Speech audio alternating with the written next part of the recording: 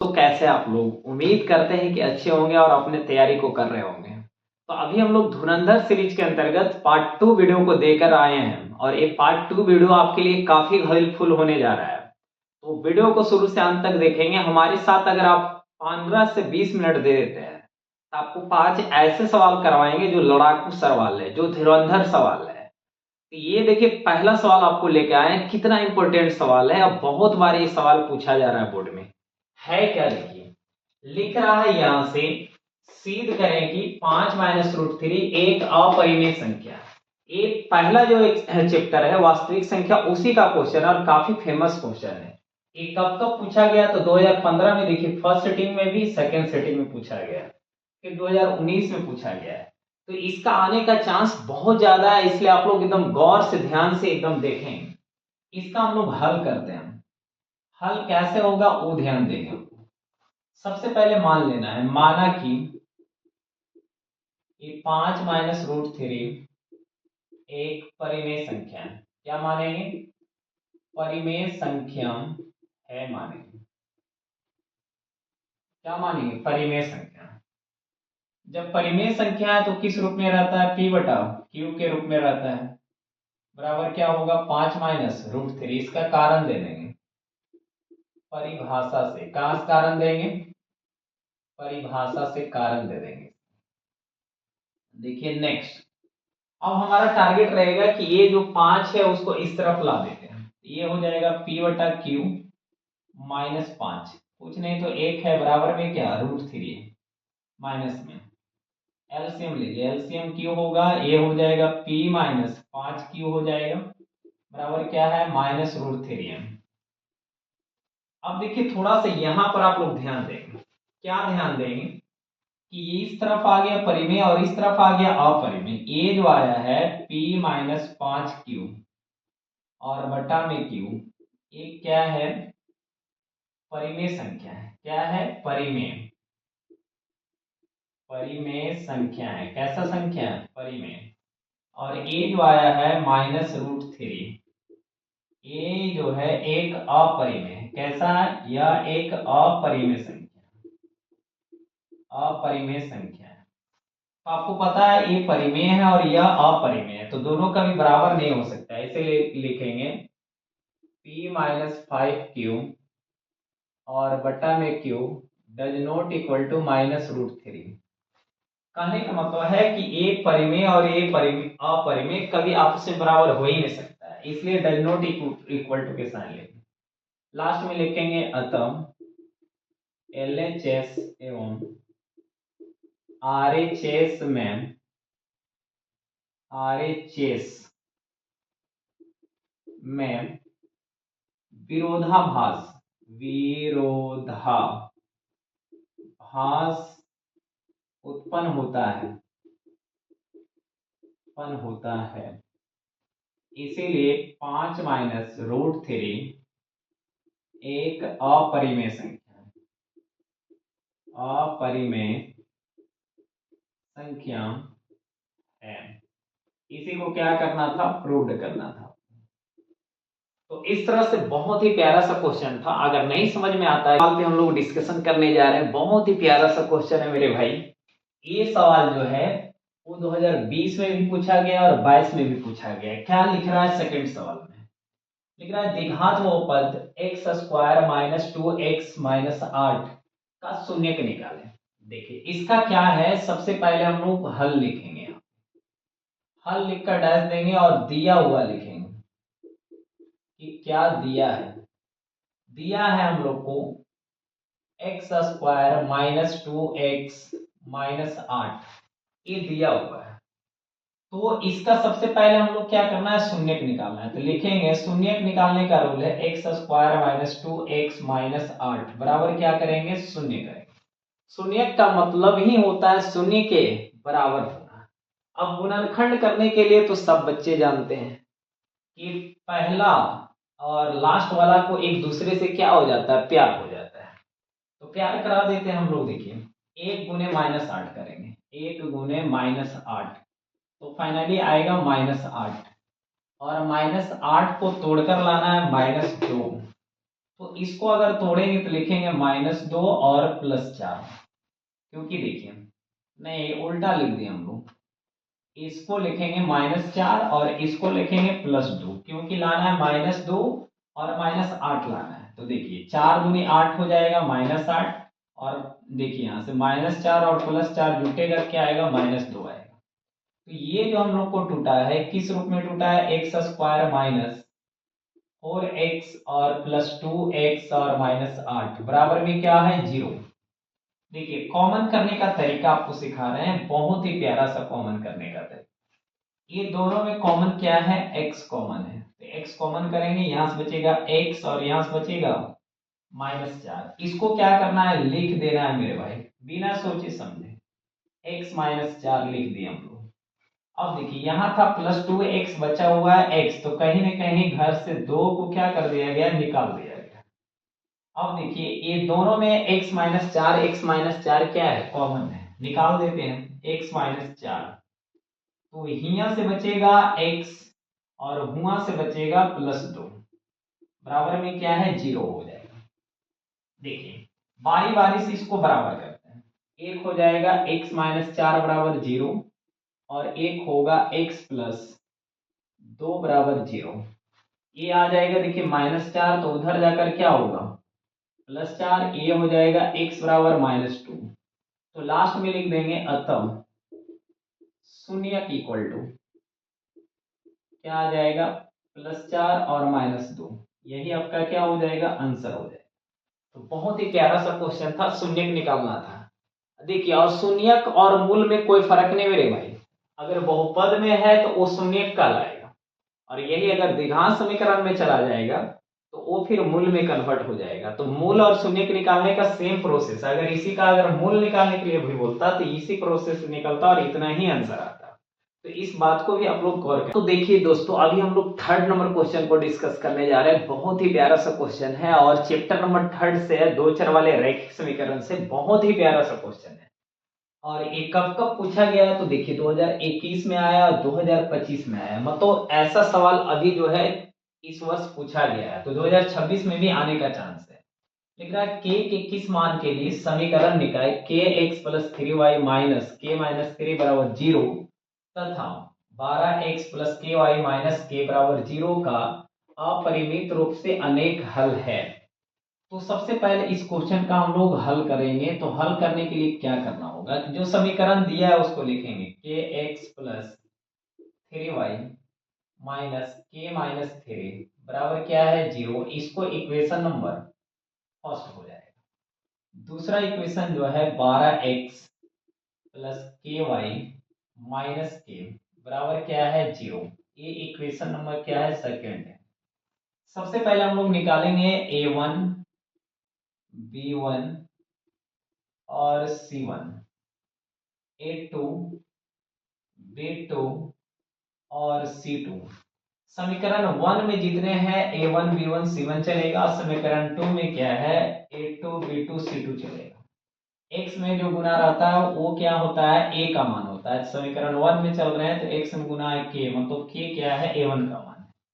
b1 का मान y वाला रहता है तो ये क्या है, 3 हो जाएगा। और बचल खुचल क्या है, c1 है -k - 3। देखिए a2 का मान बात करते हैं, ये थोड़ा सा देखिए हम a2 पर बात करते हैं। a2 में देखिए ये 12 क्या हो जाएगा, a2 का मान, और b2 का मान क्या है, k हो जाएगा, और c2 का मान क्या है, तो -k होगा। अब देखिए अनेक हल होने के लिए, अनेक हल होने के लिए क्या है कंडीशन मेरे भाई, तो अनेक हल होने के लिए कंडीशन है a1/a2 बराबर में b1/b2 बराबर में c1/c2 होता है। ये क्या है, अनेक हल होने का एक रूल है। देखिए a1 का मान कितना है, तो गुरुजी k है a1 का मान।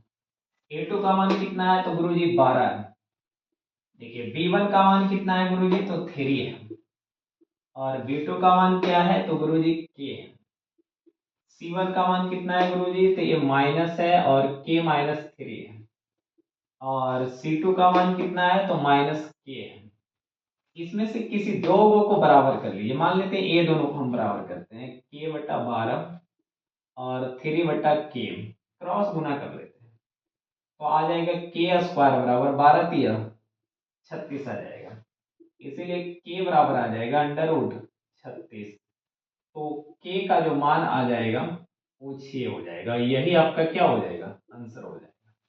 तो इस तरह से अगर ऐसा सवाल आता है तो वो दिख रहा है, ये सवाल 2015 में, 17 में और 22 में पूछा गया है, काफी इंपॉर्टेंट है, हल करना है। ये द्विघात समीकरण का सवाल है। देखिए इसको दो तरह से पूछा जाएगा, हल करें कि √13 - x² बराबर x + 5 या 13 - x² बराबर x + 5 का होल स्क्वायर। तो सबसे पहले इसको हम लोग क्या करते हैं, हल करते हैं। हल करते हैं, लिख रहा है √13 - x² बराबर क्या है x + 5 का, बराबर में है x + 5। आइए देखिए आगे बढ़ाते हैं, ए रूट में है तो उधर जाकर स्क्वायर होता है, ए रूल होता है। तो 13 माइनस क्या है x² बराबर क्या होगा x + 5 का होल स्क्वायर हो जाएगा। आगे बढ़ाते हैं, ये रहेगा 13 - x², इसको a + b का होल स्क्वायर कीजिए तो a² हो जाएगा प्लस b² होगा प्लस 2 × a × b होगा। अब देखिए आगे बढ़ते हैं, ये तो 13 का 13 रहेगा -x², ये आ जाएगा x² और 5 का स्क्वायर 25 होगा और 5 दूनी 10x होगा। ये सबको जो है इस तरफ से उस तरफ लेके चल जाते हैं। ये देखिए x² और ये माइनस में तो उस तरफ जाएगा तो प्लस में हो जाएगा। ये रहेगा अपना, देखिए 10x तो रहेगा अपना, ये प्लस 25 भी रहेगा अपना, ये +13 तो इधर आकर क्या होगा -13 और इधर कुछ नहीं बचा है तो क्या बचेगा 0 बचेगा। अब थोड़ा सा देखते हैं, कैलकुलेशन करते हैं, x² और x² कितना हो जाएगा 2x² हो जाएगा और ये 10x का 10x रहने दीजिए हम लोग।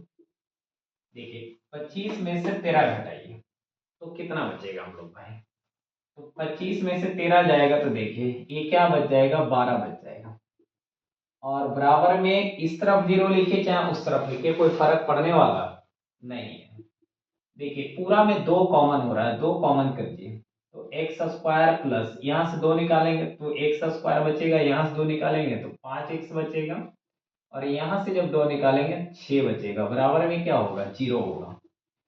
आगे देखिए ये 2 गुना में तो उधर जाकर भागा में हो जाएगा, यानी 0/2 करेंगे तो खत्म हो जाएगा। फाइनली ये बचेगा x² प्लस 5x प्लस 6 बराबर क्या 0/2।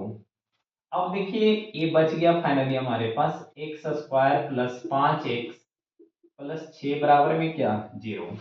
इसको आपको क्या बोले थे, तोड़ दीजिए, 1 और 6 को गुना कीजिए तो 1 और 6 को गुना कीजिएगा तो आपको पता है कि 6 ही आएगा। अब जब तोड़ेंगे तो ये तोड़ने के लिए आता है आप लोग को कि 6 को ऐसा में तोड़िए कि 5 आ जाए, तो इसको तोड़ देते हैं 2x प्लस 3x। देखिए 2 और 3 जोड़ेंगे तो 5x आ जाएगा और 2 और 3 गुना करेंगे 6 आ जाएगा, प्लस में 6 आ जाएगा। गुणनखंड करने के लिए अभी पीछे ही बताए क्वेश्चन नंबर 3 को। देखिए आगे बढ़ाते हैं हम लोग, ये दोनों में कॉमन करते हैं और ये दोनों में कॉमन करते हैं। ये दोनों में कॉमन क्या है x है तो x प्लस क्या हो जाएगा 2, यहाँ से क्या बोलेंगे डायरेक्टली लिख दीजिए x प्लस 2। ये दोनों में कितना कॉमन होगा तो गुरुजी +3 हो जाएगा। आगे बढ़ाते हैं हम लोग, ये दोनों में कॉमन कितना चल रहा है x + 2 चल रहा है गुरुजी, तो x + 2 लिख देंगे। यहां से कितना बचेगा, देखिए यहां से आपको x बचेगा और यहां से +3 बचेगा, बराबर में क्या है 0। अब देखिए बारी बारी से हम लोग क्या कर सकते हैं, बराबर कर सकते हैं। क्या होगा, ये है देखिए x + 2 बराबर क्या है 0, पहले करेंगे ये x बराबर क्या आ जाएगा -2 आ जाएगा, यानी एक आंसर यहां से आ गया। फिर इसको करेंगे x + 3 बराबर क्या करेंगे 0, ये प्लस में तो उधर जाकर माइनस में हो जाएगा, अतः आंसर आ जाएगा हमारे पास x बराबर -2 और -3। यही आपका क्या होगा आंसर होगा। तो बहुत ही प्यारा सा क्वेश्चन था आपने, और ब्रिज से क्वेश्चन है, काफी इंपॉर्टेंट क्वेश्चन है, आप लोग गौर से एकदम देखेंगे।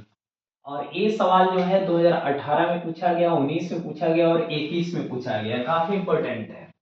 लिख रहा है दो सकेंद्रीय वृत्तों की त्रिज्याएं 5 सेंटीमीटर तथा 3 सेंटीमीटर है। बड़े वृत्त की उस जीवा की लंबाई निकालें जो छोटे वृत्त को स्पर्श करती है। सबसे पहले हम सकेंद्रीय वृत्त किसको कहते हैं? जब एक ही केंद्र के द्वारा कई वृत्त खींचे जाते हैं तो उससे हम सकेंद्रीय वृत्त कहते हैं। वो 2 वृत्त भी हो सकता है, 5 वृत्त भी हो सकता है, 1000 हो सकता है, करोड़ हो सकता है। अब हम बात करने जा रहे हैं, एक और बात आया है कि क्या है? स्पर्श रेखा। तो ये आपको वृत्त दिख रहा है, एक ऐसा रेखा आप क्या कीजिए, खींचिए जो वृत्त को टच नहीं, किस करते हुए निकल जाए। क्या करते हुए? किस करते हुए निकल जाए, मतलब थोड़ा सा स्पर्श करते हुए क्या हो जाए, निकल जाए। तो इसी को हम क्या कहते हैं? स्पर्श रेखा कहते हैं। काटते हुए नहीं, टच करते हुए निकलना। तो देखिए जीवा क्या होती है, तो वो भी आपको हम बता देते हैं। ए वृत्त है, यहाँ पे ए रेखाखंड को ही जीवा कहते हैं, जो परिधि के दो बिंदु को मिलाता है। अब लिखा है कि दो सेकेंडरी वृत्त की त्रिज्याएं कितना है? एक 5 है और एक 3 सेंटीमीटर। यहां से हम लोग क्या करते हैं, ये जो हो गया 5 सेंटीमीटर हो गया बड़ा वृत्त का त्रिज्या, और ये छोटा जो है ये जो है 3 सेंटीमीटर है। आगे लिख रहा है बड़े वृत्त की उस जीवा, तो बड़े वृत्त के लिए जीवा का काम करेगा और छोटे वृत्त के लिए ये स्पर्श रेखा का काम करेगा। हम लोग को निकालना है इसी की लंबाई। ये जो जीवा दिख रहा है ए बी, यहाँ पर कुछ नहीं तो एम दे देते हैं, कोई दिक्कत परेशानी नहीं। थोड़ा सा देखिए हम लोग सॉल्यूशन करते हैं, यहाँ पे इसको हल करते हैं। देखिए हम लोग को जो है कैपिटल आर बड़ा त्रिज्या कितना है? 5 सेंटीमीटर है। छोटा त्रिज्या यानी छोटा वृत्त का त्रिज्या 3 सेंटीमीटर है। थोड़ा सा हम लोग बात करेंगे, ये लिखेंगे स्पर्श है वृत्त के केंद्र से, वृत्त के केंद्र से, या तो अभी रुकने दीजिए, इसको अभी रुक जाइए, पहले इसको हम लोग चलते हैं। देखिए ये अगर क्या है आप 90 डिग्री है तो यह एक समकोण त्रिभुज बनता है। तो चलते हैं पहले समकोण त्रिभुज में। समकोण त्रिभुज ओ एम ए में चलते हैं, ओ एम ए में। देखिए 90 डिग्री के सामने क्या होता है आपको ही पता है कि कर्ण होता है, और ये क्या होगा? लंब होगा। ए क्या बचेगा? आधार बचेगा। मतलब ए एम आधार बराबर क्या होता है? अंडर रूट ऑफ कर्ण स्क्वायर यानी ओ ए का स्क्वायर और माइनस क्या? ओ एम का स्क्वायर। तो देखिए यहां से वैल्यू रखते हैं, ओ ए का वैल्यू है 5, 5 का स्क्वायर माइनस 3 का स्क्वायर, तो फाइनली बचेगा 5 का स्क्वायर कितना? 25 और 3 का स्क्वायर 9, तो फाइनली एक बच जाएगा अंडर रूट ऑफ आपको 16 बच जाएगा। जब 16 बच जाएगा तो देखिए हम लोग आगे इसको बढ़ाते हैं, तो ए एम का जो वैल्यू आएगा 16 का वर्गमूल कितना होगा? 4, यानी ए एम का वैल्यू आ जाएगा 4 सेंटीमीटर। देखिए और आपको लिखना है क्या, ये पता होनी चाहिए कि अगर कोई वृत्त है, आपके पास कोई वृत्त है और ये इसका जीवा है, जब जीवा पर हम लोग लंब डालते हैं यह जो है 2 बराबर भाग में बट जाता है। तो अगर ये 4 है तो ये भी 4 होगा, उस हिसाब से ये 4 सेंटीमीटर है तो ये भी क्या होगा? 4 सेंटीमीटर हो जाएगा। तो कहने का मतलब है कि हम लोग को अगर ए बी का मान निकालना है तो ए बी कितना हो जाएगा? 4 प्लस 4 यानी आ जाएगा टोटल 8 सेंटीमीटर। लास्ट में लिख देंगे अतः जीवा ए बी इक्वल टू में क्या सेंटीमीटर? 8 सेंटीमीटर। यही आपका क्या होगा? आंसर हो जाएगा। तो इस तरह से हम लोग अभी 5 क्वेश्चन देखे हैं, काफी इंपॉर्टेंट क्वेश्चन देखे हैं। अगर आपको वीडियो अच्छा लग रहा है तो वीडियो को शेयर कीजिए, लाइक कीजिए और मुझे सपोर्ट कीजिए कि और अच्छे अच्छे हम सवाल लेकर आए। और अगर आप लोग को और क्या चाहिए मैथ में, चाहे साइंस में, चाहे एसएसटी में, चाहे हिंदी में, चाहे संस्कृत में, तो वो हम आपको वीडियो के माध्यम से पढ़ाएंगे। बस आपकी कमेंट का इंतजार है कि और क्या हम आपको बताएं। जो आपको भी प्रॉब्लम हो वो कमेंट बॉक्स में पुट कर दीजिए, हम उसका सॉल्यूशन दे देंगे। तो मिलते हैं नेक्स्ट वीडियो में, तब तक के लिए राम राम, जय हिंद, जय भारत।